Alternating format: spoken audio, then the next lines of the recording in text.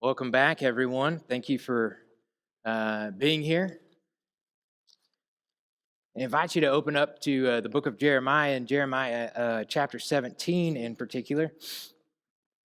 And we're going to spend a few minutes looking at a passage that is intriguing, given its historical context.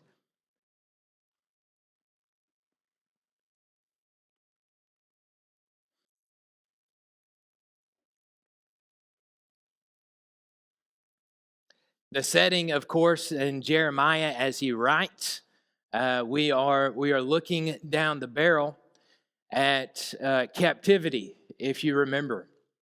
Jeremiah himself, in fact, was carried off into captivity, and he lived quite some time away from the land of Jerusalem. The southern kingdom resisted the Assyrian captivity that the northern kingdom experienced. They resisted that first. Hezekiah, at the head of Hezekiah, you remember that. And then along came a man named Nebuchadnezzar. Now, initially, they fell to Nebuchadnezzar. And then Nebuchadnezzar came back and he cleaned house again, carrying away Jeremiah in that captivity. So as Jeremiah is writing historically, especially the religious landscape, it is bleak. It's a dark time in Israelite history and Jewish history when the people were perhaps at one of the lowest points before that 70 years of captivity.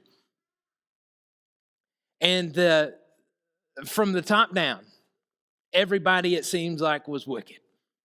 Nobody looked to God. Nobody trusted in God, and nobody believed that perhaps God even cared about where they were. In that religious atmosphere, Jeremiah stands up and he writes, of course, Jeremiah, Lamentations, we assume. And it's interesting to me thinking about, the heartbeat of Lamentations is really, if we don't know anything about the book of Lamentations, we probably know one or two verses. But if you look at Lamentations, it's a very bad and well named book. Jeremiah is facing such atrocity because he was told at the beginning of his ministry, I'm going to send you to this people. And guess what? They're not going to listen to you. They're not going, and I'm going to make your face as hard as flint. But in the middle of in the middle of Lamentations, 5 short chapters, Lamentations chapter 3,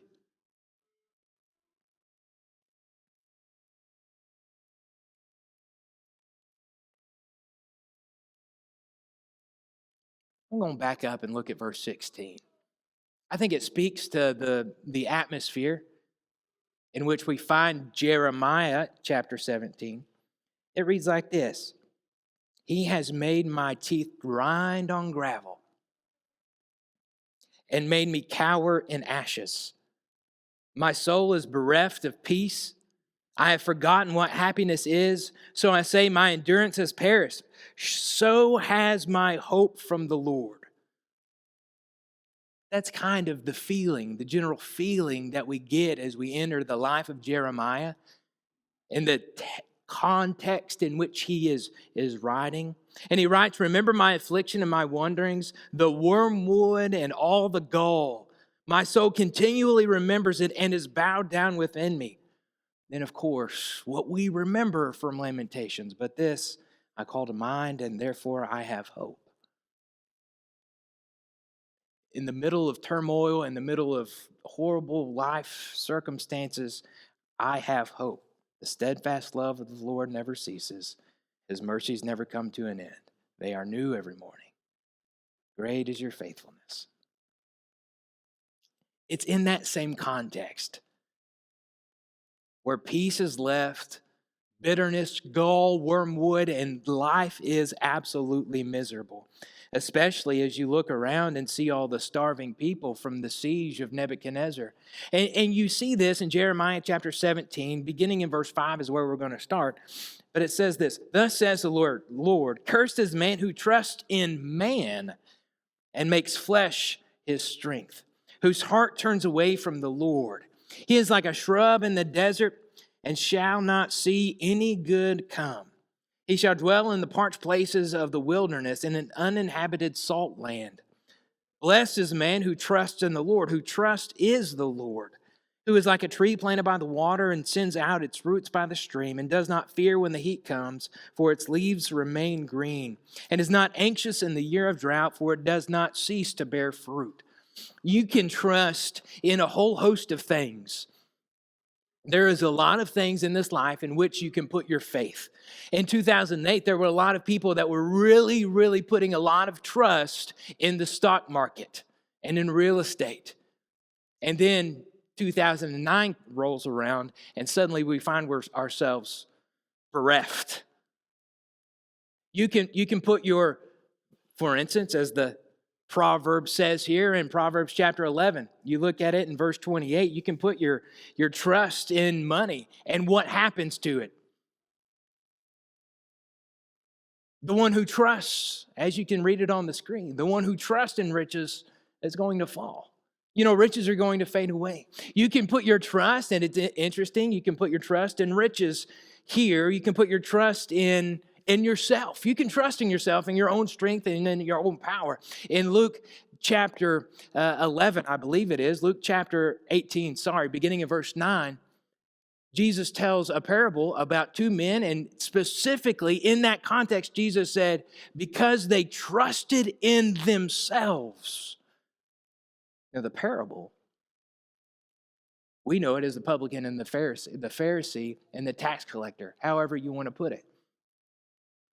They trusted in themselves. One went up to pray and he wouldn't even lift up his head. That was the tax collector. And he said, "God, be merciful to me, a sinner." The other, who trusted in himself, trusted in his own righteousness, looked down at the poor, pitiful sinner and said, "God, I thank you I'm not like this man. I thank you that I'm better than other men. And look at all the things that I do." You can trust in yourself. You can trust in riches. One of my favorite Psalms, Psalm chapter 20. You can trust.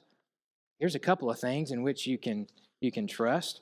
Verse 7 says this, "Some trust in chariots and some in horses, but we trust in the name of the Lord our God.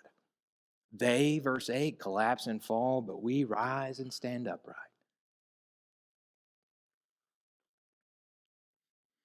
There's only one place, really, at the end of the day, to put your trust and put your faith, all your stock. Put it in God. When you do, the image here in Jeremiah chapter 17, verse 7, is like you will be a tree planted by the water with roots that reach down deep into the well of that water, and you're not going to have to worry. You don't have to worry when you put your trust in God because of the position that you're in. You see it there in verse 8. He is like a tree planted by the water who sends out its roots by the stream. It has a great foundation.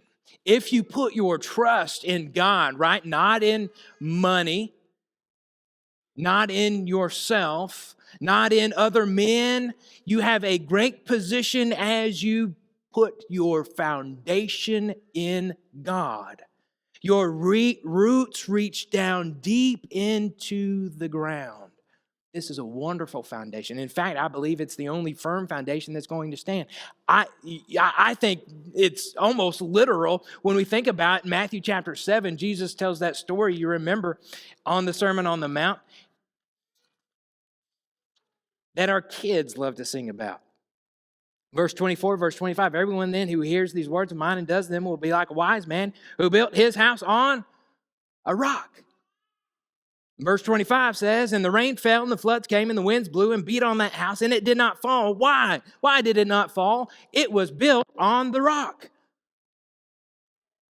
It has a firm foundation. When you put your trust in God, you're going to be like a wise man who built his house on the rock. The rains came down and the floods came up and the wise man's house stood firm. And it's a simple principle that all of our children understand, but so easily we get swayed. The world pulls us and we begin to put or maybe move our foundation from God. Maybe we begin to put it in ourselves. Maybe we begin to trust in our own ability. Maybe we begin to trust in our own money or whatever it is. Chariots, maybe not chariots anymore, but maybe we could say the government or some other nonsensical thing in which is going to bring us tumbling down. But when we put our trust in God, we are like this tree that sends out its roots by the stream. What a great foundation it has. And of course, a part of that is it's in the best spot. And the reason it's in the best spot is because it always has enough water, right? So there's this great provision right there by the stream. I love that idea. Here, it's kind of interesting to me, and this is just free information, but in verse 8 it says, he is like a tree that is planted by the water. I've seen through my life, I've spent a lot of time outside, and I've seen a lot of trees that have been planted by water, or maybe I should say that are growing by the water. Most of the time, those trees arrive there by happenstance. Maybe it's an animal that just happens to drop a seed and it lands there and it begins to grow. But this one in verse 8 is peculiar in the fact that it has been planted. It's not an accident, the position that this tree is in. Someone very wise, knew that it was going to be in a perfect spot to receive plenty of water, to have plenty of provision, that it was always going to be taken care of. You know, if we trust in God, I believe that case still stands. If we trust in God, God is always going to provide for us. It might not be the easiest road, but I truly believe that God's going to provide for us. In Psalm 37, which is one of those underrated, if we could rate Psalms, it's one of those underrated Psalms. But there's several themes of Psalm 37. One of those is the idea that bad people are going to be cut off. We see this word cut off as it's translated in the ESV. We see it no less than 5 different times referring to different people. The evildoers in verse 9 will be cut off. In verse 22, those who are cursed will be cut off. The children of wrath in verse 28 are going to be cut off. The wicked will be cut off in verse 34. And in verse 38, the future of those wicked and evildoers will be cut off. There's another theme in verse 37. Fret not. All these people are going to be cut off, but don't worry about it. You see it here in, let me find it. Verses 1 and 2, fret not yourself because of evildoers. You see it in verse 7, fret not yourself over the one who prospers in his way. You see it again in verse 8, fret not yourself, it tends only to evil. Don't worry. God is going to provide for you. In this psalm, an underlying sub-theme, if you will, of don't worry. God's going to take care of it. is trust. Look at this. Trust, verse 3. Trust in the Lord and do good. Dwell in the land and befriend faithfulness. Delight yourself in the Lord, and look at it. God will provide. He will give you the desires of your heart. Look at verse 5. Commit your way to the Lord. Trust in him, and he will act. He will bring forth your righteousness as the light and your justice as the noonday. Trust in God. God's going to take care of, here in verse 37, God's going to take care of all those evil people, all those bad people that are doing bad things. Don't worry about that yourself. Don't fret, but instead just trust in God. God is going to provide for you. God is always going to take care of you if you trust in him. God provides for you. There's another theme here in verse 8, coming back to Jeremiah chapter 17. This idea of protection. He is like a tree here in verse 8. He is like a tree planted by water that sends out its roots by the stream and does not fear when heat comes, for its leaves remain green, and is not anxious in the year of drought. It's protected. You know, what's the worst thing that can happen for a tree? I mean, I don't know, other than the chainsaw. It's probably it runs out of water, right? I mean, that's kind of a crucial thing for growth of a tree. But this tree, since it has been planted in the right spot, it has a great foundation, and it's being well provided for, it is protected from the drought and from the heat. You don't have to worry about those things because why? It trusts, this person trusts in God. Take a journey with me. In the life of David, he went through a whole heap of bad stuff. His life was subpar, to say the least, at least the second half of his life. In 1 Samuel chapter 21, it doesn't take very long for David to be chased out of the kingdom by his best friend's father, Saul. And of course, he runs away, and he runs to the one place where he knew he could be received, which was a place of worship. And in coming there, he runs from there after meeting and being provided for by Ahimelech. He goes to the place, at least in my mind, the place where he knows that King Saul is never, ever going to look for me. Gath. Now, those of you who are familiar, Gath is the city where Goliath was from. We're introduced to Goliath about 5 chapters before this. So David, on the run for his life, he goes, and I think that's probably a pretty slick move. He goes to Gath, the hometown of Goliath. Well, there's only one problem with going to Gath. He's probably kind of recognized as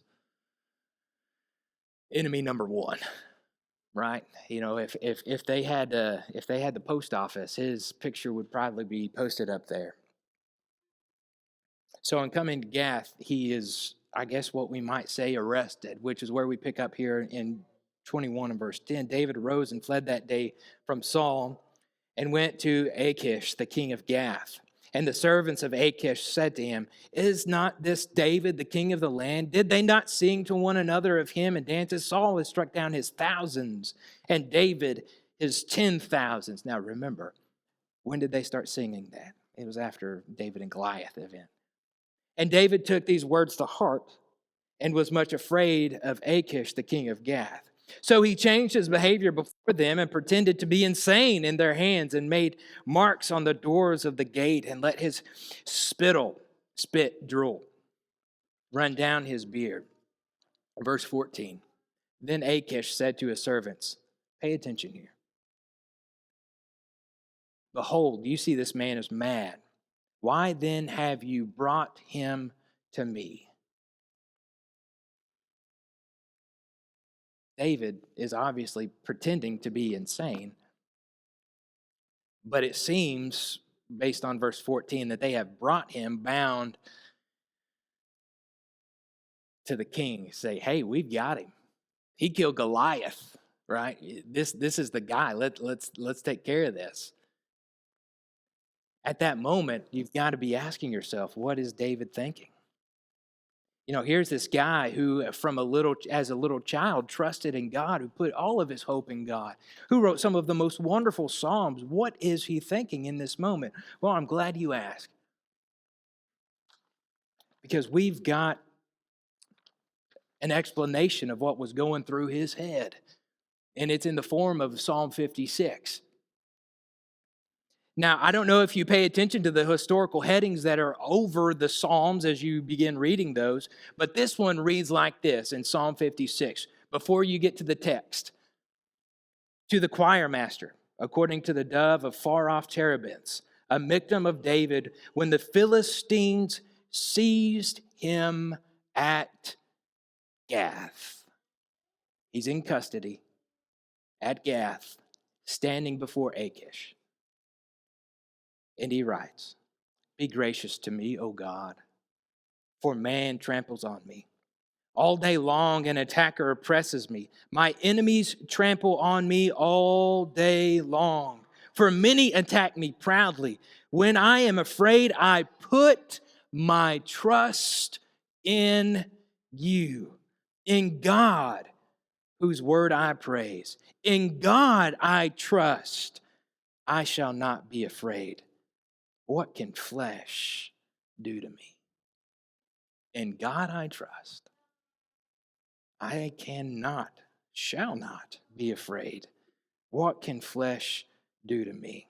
Of course, that is repeated a few other times. It's repeated in verse 11, and then the Hebrew writer picks that back up in Hebrews chapter 13. What a beautiful thought.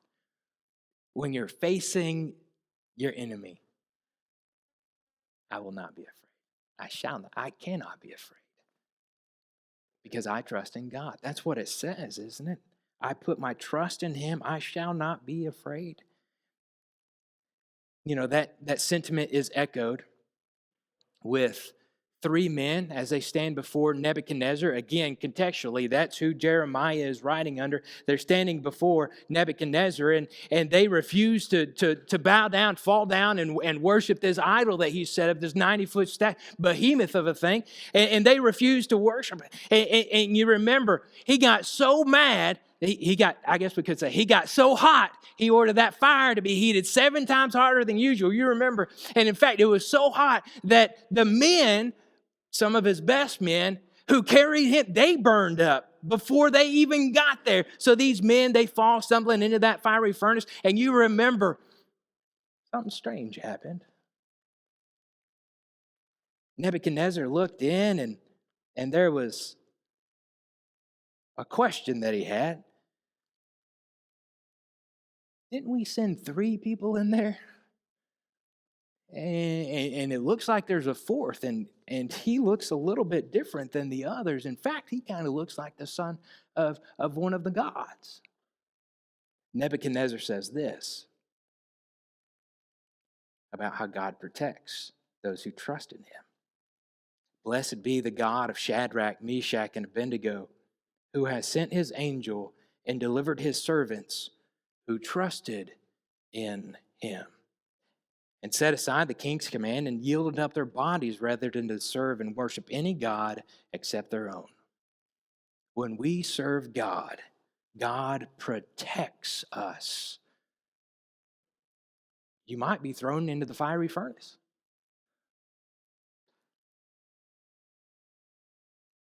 But you will still be protected.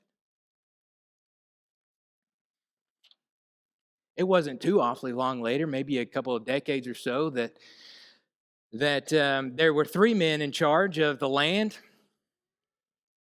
And one of those was Daniel, of course, as we see his story continue to unfold. And one of the problems that with Daniel being in charge is that everybody got jealous of Daniel, because Daniel was the favorite. And Daniel was perfect, it seems like, and he couldn't do any wrong. In fact, the only thing that they could even come up with was, if we need to nail him, if we got to get him, the only thing that we can do is we got to come up with something, some type of injunction against his God. So they come to the king and they say to the king, well, we think it's necessary that you come up with an injunction that nobody prays to any God except you for 30 days, O king. Well, that sounds pretty good, Darius said. Sounds pretty good. So he signs the order, and Daniel continues to pray 3 times a day, just as he had done before the injunction was signed. And then, of course, he gets caught praying. He gets thrown into the den of lions. And once again, in the story of Daniel, God is glorified. Daniel chapter 6 and verse 23, it reads like this. Then the king was exceedingly glad and commanded that Daniel be taken up out of the den. So Daniel was taken up out of the den, and no kind of harm was found on him. Look at it again. Because he had trusted in his God. Now, both instances, let me be very clear. Daniel was thrown into the den of hungry lions. Shadrach, Meshach, and Abednego, guess what? They were thrown into the fiery furnace. They didn't escape that. So if I go back and I look at Jeremiah 17 and I read verse 8, he is like a tree planted by the water that sends its roots out by its stream and does not fear when heat comes, for its leaves remain green, and is not anxious in the year of drought. If I read this and I think, you know what, God's going to save me and deliver me from everything, Romans chapter 8, and if I think that in Romans chapter 8 that God works all things together for my good, yes, he does. But that does not mean that you're not going to be thrown into the fiery furnace. That means when you are thrown into the fiery furnace, God's going to take care of you. When you are thrown into the den of lions, God's going to take care of you. When you do go through the drought, the heat, God's going to take care of you. It might be in a different way than you anticipate, but God will take care of you because God provides for you. God will protect you no matter what, if you trust in him.